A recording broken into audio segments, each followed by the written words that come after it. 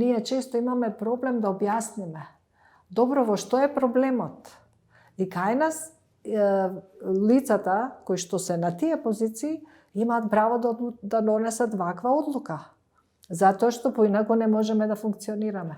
Ама таму кога се носи одлуката, се внимава и на јавниот интерес, се внимава и на потребата за определено одлука и кој ефект треба да биде постигнат, значи се внимава на сите аспекти.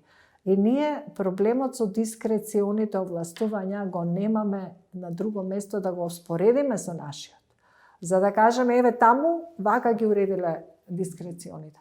Таму луѓето едноставно се однесуваат онака како што треба.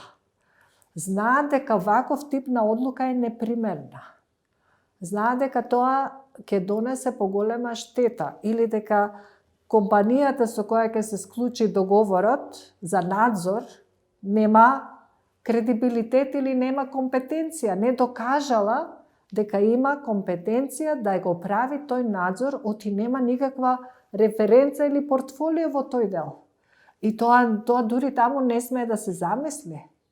А кај нас ето тоа се настојува дури да се оправда. Значи, во тоа е нашиот проблем, што ние треба да си го смениме начинот на размислување и менталниот склоп, да не кажам, да се знае што е интересот на државата, да се знае што е интересот на јавноста или на граѓаните на оваа држава и во таа насока да се носат одлуките. Не да се оди само кон личниот интерес или интересот на поединци.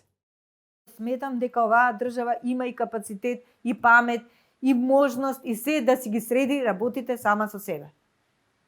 И тоа конечно треба да профункционира, но има само еден мал проблем. А тоа е политичарите да сватат дека политиката треба да остави простор на професионалците, да ги тргне рацете од професионалната работа, да креира принципиални политики кои што ќе обезбедат еднакво за сите, и тогаш навистина бенефит ќе имаат и политичарите и граѓаните, а вака бенефит има само одредена група на луѓе.